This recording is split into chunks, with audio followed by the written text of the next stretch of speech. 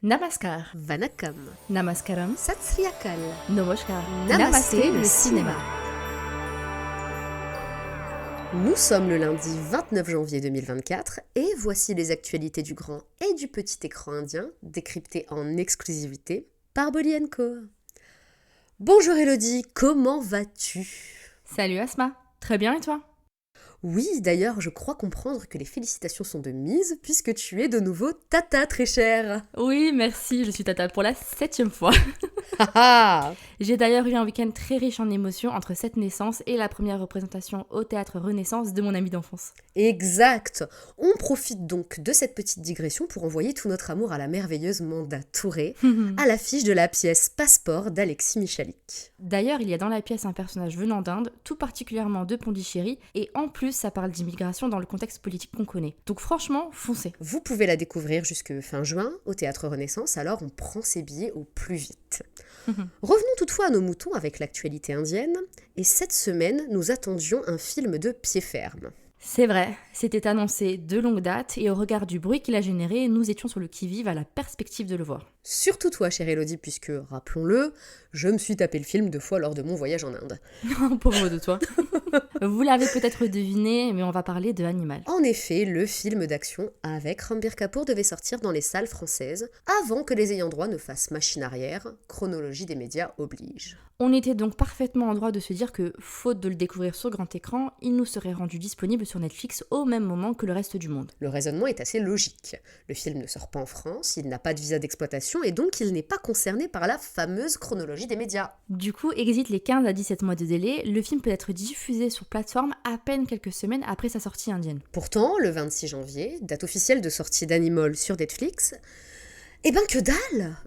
En tout cas, pour nous, public français. Et c'est là qu'on est fâché. Car à quoi servait-il de mettre en échec la sortie ciné du film dans l'Hexagone pour que finalement on n'y ait pas accès sur Netflix ? Peut-être qu'une équipe de traducteurs est sur le coup et n'a pas réussi à tenir la deadline du 26 janvier. Il arrive effectivement que parfois le film indien concerné soit disponible en France, mais quelques semaines après le reste du monde. On n'a toutefois pas plus d'explications sur le fonctionnement de Netflix France à ce sujet. Mais clairement, c'est un peu du foutage de gueule. On pense fortement aux distributeurs du marché qui, à cause de ce fonctionnement arbitraire, passent à côté de grosses sorties indiennes, tout ça pour ça. Et nous qui avions prévu une critique partagée du film pour cet épisode, eh bien ça tombe à l'eau. Mais Asma, toi tu as vu le film 2 fois en Inde. Qu'est-ce que tu en dis ? Rien ne résume mieux mon avis que le commentaire que j'ai laissé à son sujet sur mon compte Sens Critique. Je te lis ça. La carence affective du protagoniste, prêt à tout pour obtenir la validation de son père, n'est ici qu'une excuse pour un gigantesque concours de beats, au style visuellement délirant, mais dont la psychologie est au mieux artificielle et au pire problématique. Sans parler de la misogynie banalisée, la glamourisation de la violence et la toxicité chronique de tous les protagonistes.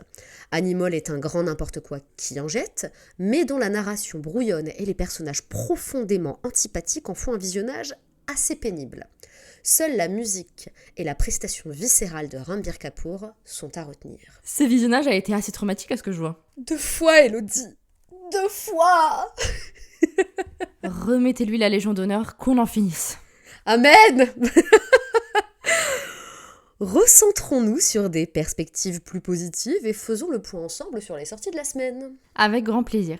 Captain Miller et Ayalan entament leur 3e semaine d'exploitation en salles obscures avec les distributeurs Nighthead Film et Friday Entertainment respectivement. Depuis le 25 janvier, découvrez le film tant attendu Fighter avec Hrithik Roshan et Deepika Padukone. Et même si les retours sont mitigés, on va découvrir le film et vous en faire un retour. Et pour le découvrir, ce sera sur notre site d'ici quelques jours. Retrouvez également le grand Mohanlal dans la fresque Malakai Kotai Valuban, ainsi que l'excellent Ashok Selvan dans le drame de sport Blue Star, dans lequel il donne la réplique à son épouse, Kirti Pandyan. Enfin, le 2 février prochain sortira le métrage punjabi Warning 2 avec Gippy Grewal grâce à Friday Entertainment. En SVOD, à défaut de découvrir Animal, foncez sur Z5 pour voir Vicky Kaushal dans l'un de ses plus grands rôles de composition, Sam Bahadur, et ce depuis le 26 janvier. On le précise au cas où, le film y est sous-titré uniquement en anglais. Elodie, tu ne vas pas croire la news sur laquelle je suis tombée. Tu nous as dégoté du lourd ? Je le crois, oui. La rumeur qui fait le buzz actuellement, c'est le casting de Deepika Padukone dans la 3e saison de la série américaine The White Lotus. Mais oui, j'ai vu l'info. Oh. Pour rappel, The White Lotus, c'est l'une des séries les plus encensées de ces dernières années, ayant raflé pas moins de 14 Emmy Awards ainsi que 2 Golden Globes. Wow. En gros, le concept, c'est que chaque nouvelle saison se déroule dans un nouvel hôtel quelque part dans le monde et on y découvre les péripéties de plusieurs clients. La saison 3 devrait être contextualisée en Thaïlande et les rumeurs concernant la distribution sont multiples. Ce serait donc un projet important pour Deepika qui pourrait bien y trouver l'occasion de relancer sa carrière internationale. Mais d'où viennent ces allégations ?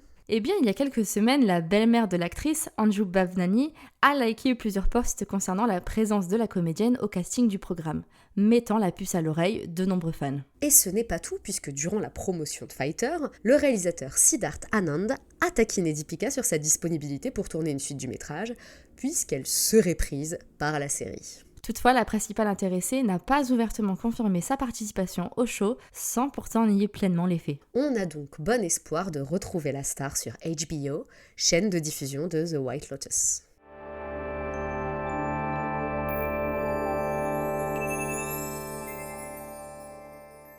Et c'est tout pour aujourd'hui, merci de nous avoir écoutés. C'est sur la mélodie de Dil Jhum du film Crack que l'on se quitte. L'occasion pour moi de vous rappeler que ce film d'action avec Vidyut Jamwal et Nora Fatehi sortira en Inde le 23 février prochain. Le film ne me tente pas du tout, mais la musique est canon. Idem.